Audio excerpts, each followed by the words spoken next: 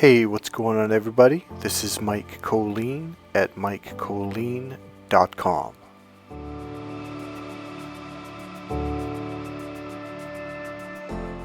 If you find the flow, you find your power.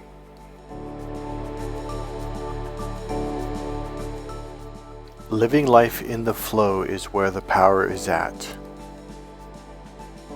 The reason why a jet fighter pilot or jet fighter plane goes as fast as it does is because they've designed the wings and the cockpit and the nose and everything to be aerodynamic, so the wind flows, so it flows through the wind as much as possible. The same thing with sports cars. They designed those cars in a way that they can increase flow. The least amount of resistance, the more power you have. That's why you find your power in the flow. So let me ask you a question. Who do you think wants to give you your power? God or the narcissist or Satan? Who do you think wants to take away your power and leave you powerless like a victim so they can destroy you? Now, who genuinely wants you to be powerful? Mike Kollin. Yes, that's true. But God wants you to be powerful. Now, I want you to just stop and think about that just for a couple seconds, okay? Just for a minute or two at most.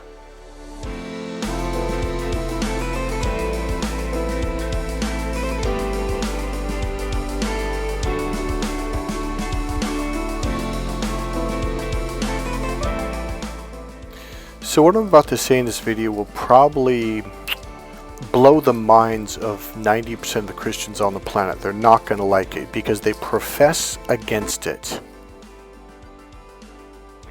Who killed Jesus? Ah, that's right, religious people. Who is the one that was going around saying, let the churches fall? Like who was the one that was leading the people out of the churches? That would be Jesus. He was leading them where? Out. O-U-T.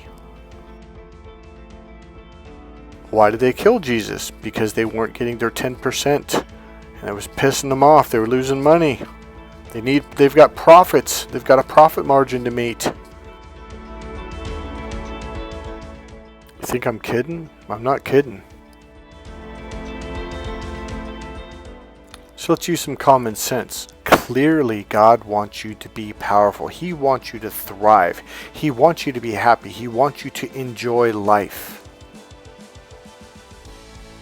Remember, there's a them and there's an us, and they don't want us to be happy and they don't want us to prosper. And yet, what does God say to many of his followers in the Old Testament? To prosper, to live abundantly, to be wealthy. And he says this over and over and over and over.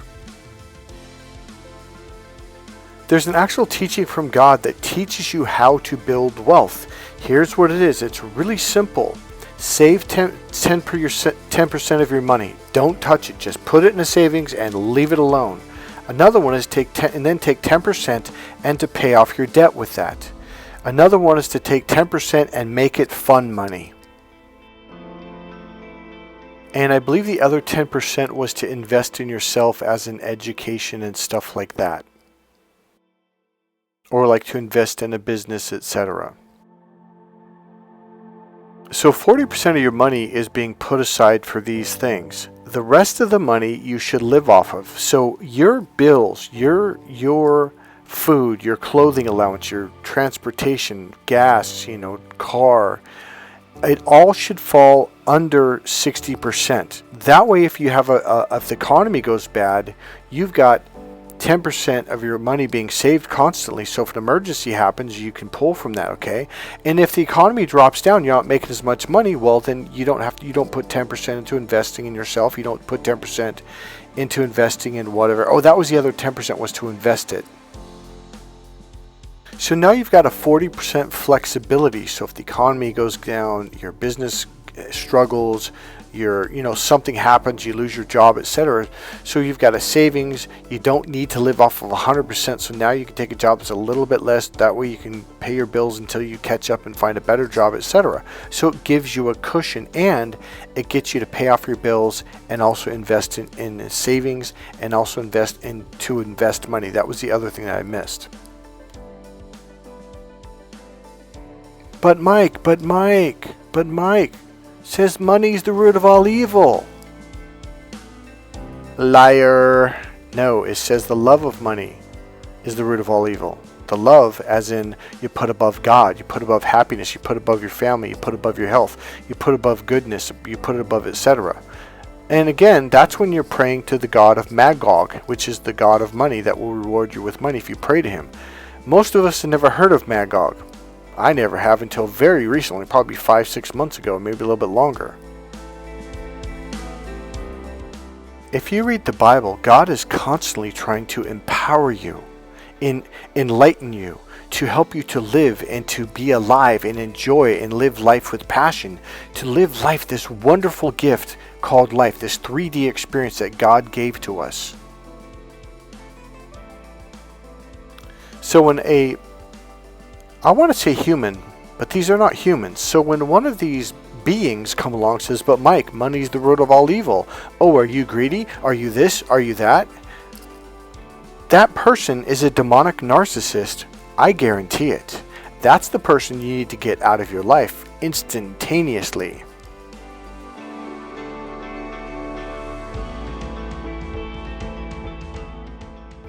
Oh man, I just saw this the other day. It was on a Christian channel where someone said something really positive, and this Christian just picked it apart. Well, don't you think that that's wrong and evil? And I'm like, wait, what? They're talking about love and happiness and joy. And don't you think that you should struggle? These people are revealing themselves. They are not one of you. They are not on your side. They are literally clearly revealing themselves. They're on the other side. And the other side does not want to see you prosper. The other side does not want to see you be empowered. The other side does not want to see you thrive. The other side does not want to see you to be happy and joyful and full of happiness, love, and joy. You should burst out in joy. You should revel in happiness and joy when one of these people reveal themselves. Now you're like, oh, that's my enemy. They revealed themselves. Now you know who they are. You know what they are, so don't deal with them no more.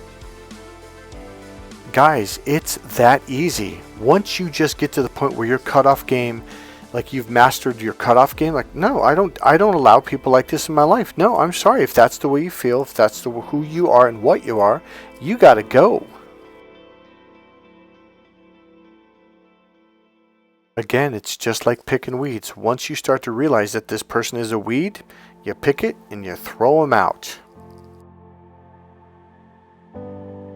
All right, so are you ready for the shocking part?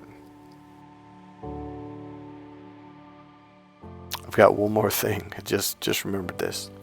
So I was on Facebook the other day, just kind of clicking through videos and stuff, and it was a video about Christianity, religion.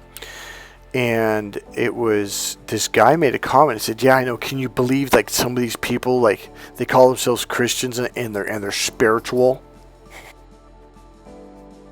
And the guy literally said something against spirituality. He said it's not, I think he said it's not about spirituality, it's about religion. You got to be religious to be a Christian and not spiritual. I'm literally looking at this like, talking about missing the forest or the trees beyond within the forest, how, missing the trees beyond the forest, or however you say that. I'm like, this guy, like bro, like, are you sure you read your Bible? Are you sure you even went to Bible study one time, or church maybe more than once, maybe twice? Because, okay, how do I say this? There's a very important character in the Bible called Jesus, and he was really spiritual. He healed people spiritually. He walked on water spiritually. He, I'm trying to think what else. He saved people's lives, brought people back to life, brought himself back to life. He was very, very, very spiritual. I mean, not to mention God being the ultimate spiritual being in the universe, literally. And then there's these things called angels that come from the spirit world. Yeah. In all sincerity, these people reveal themselves. They don't like spiritual people. And yet Jesus was the one that was all about being spiritual. I mean, how do you miss that? Left brain people cannot connect with, open up to, or process any spiritual anything. Remember, the left brain is the rule-oriented brain. It's about rule, structure, and organization. So unconsciously, when they read the Bible from their left brain, they are processing everything through rules, structure, and organization. And remember, religion is all about rules, structure, and organization. Here's right, here's wrong, here's rules, this or that, either or. This is the left brain, rule-oriented brain. They don't believe in spirituality. They think it's a crock of shit. They think it's they just don't process it. See, when they listen to Jesus, they're hearing rules. That's all they're hearing.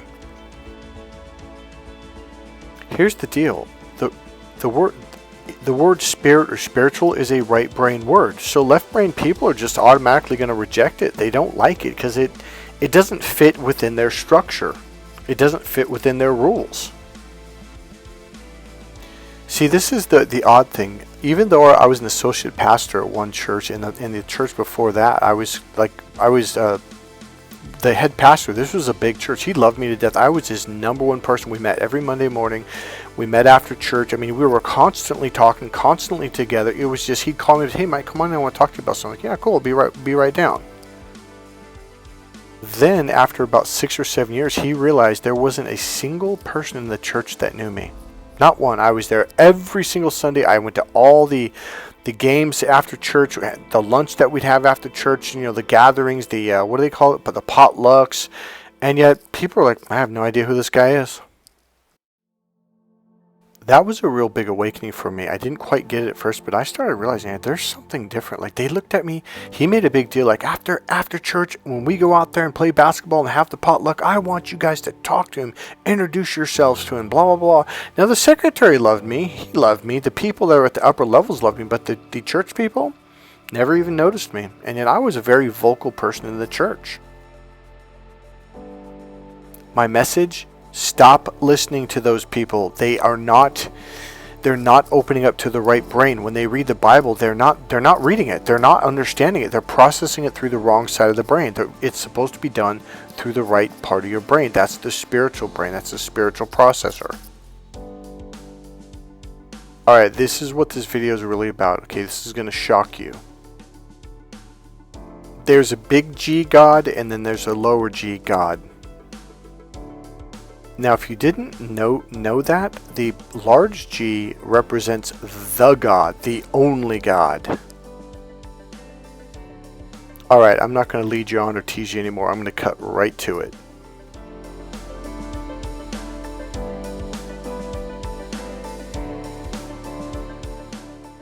Okay, so I'm going to go to it right now. So let's go to Psalms. This one is chapter 82. I'm going to start at verse 1 and end it verse 6 or 7. Okay, so a psalm of Asaph. God standeth in the congregation of the mighty. He judgeth among the gods. Now, the first God was a capital G, which meant God. He judgeth among the gods. That's a lower G. Okay, gods. That doesn't mean they're God, but it means they are God-like. Okay, they have powers. So then, verse 2. How long will ye judge unjustly and accept the persons of the wicked? Selah. Verse 3, defend the poor and the fatherless, do justice to the afflicted and needy. Verse 4, deliver the poor and needy, rid them out of the hand of the wicked.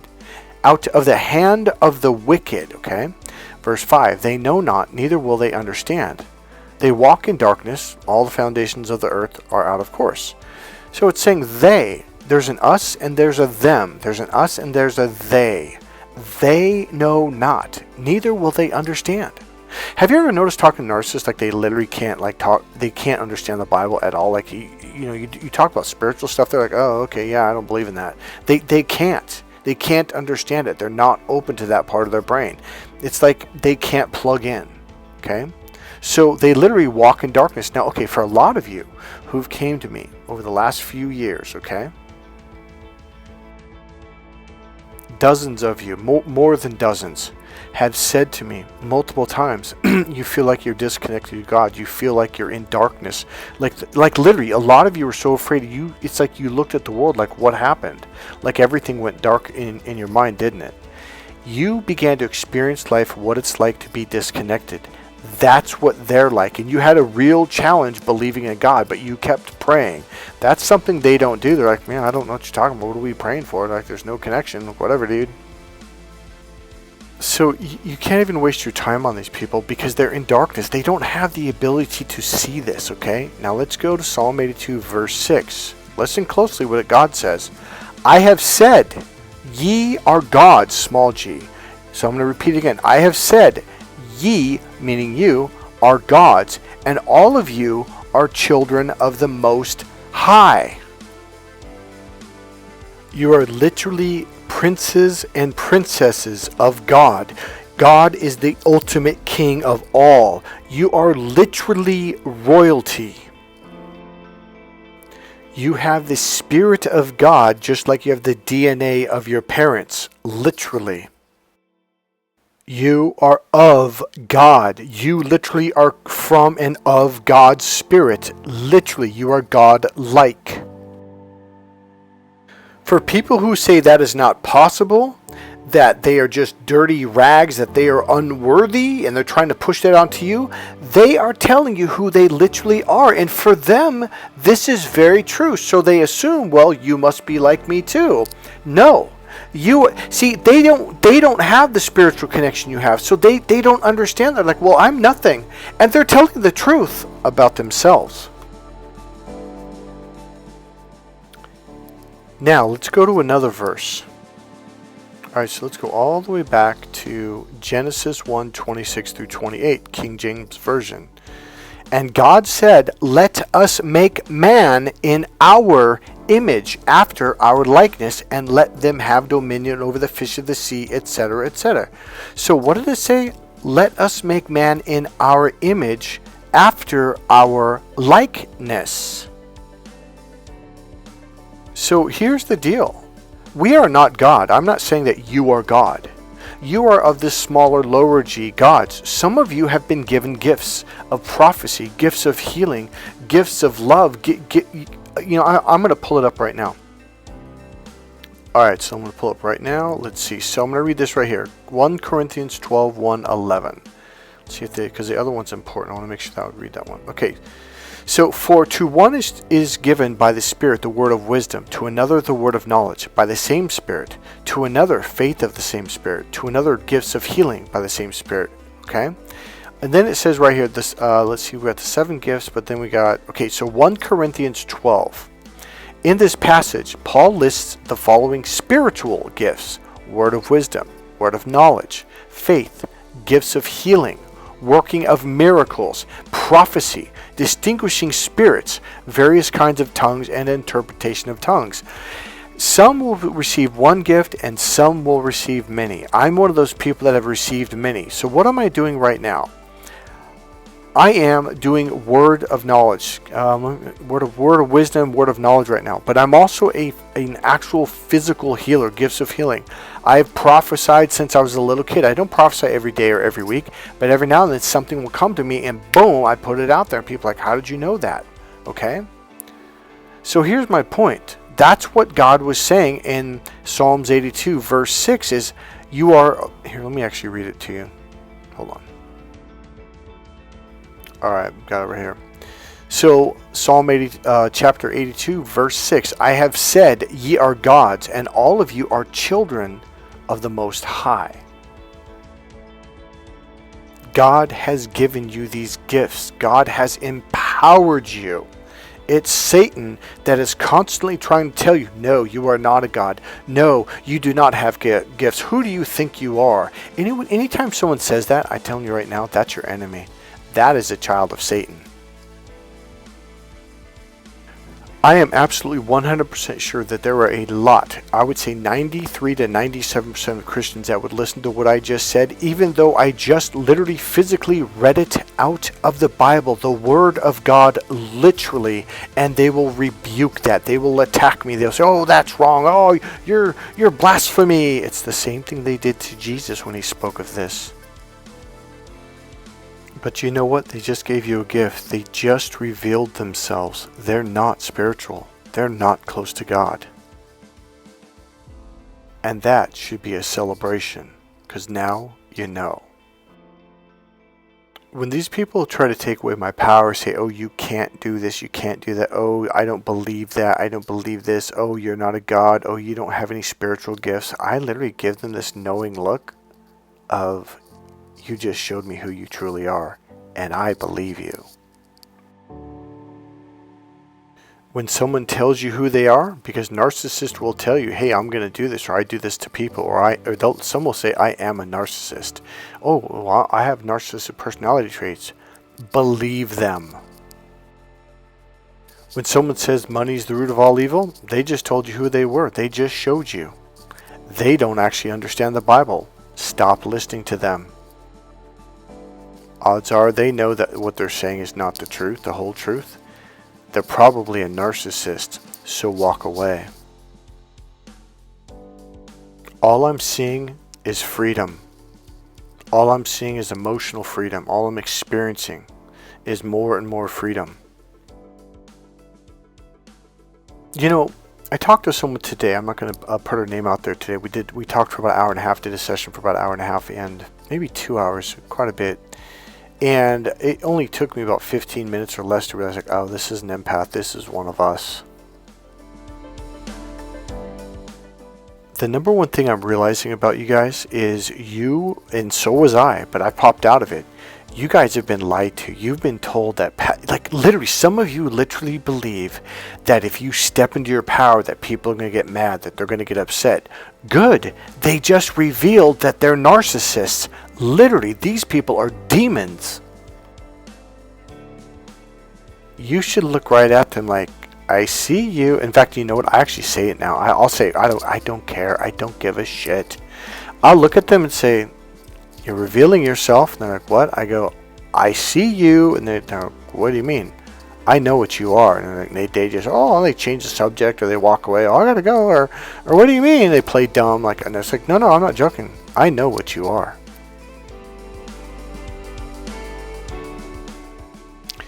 When you feel good about yourself, when you feel confident, when you're like, I'm awesome, I kick ass, and they're like, oh, you're arrogant, you're this, that's a narcissist.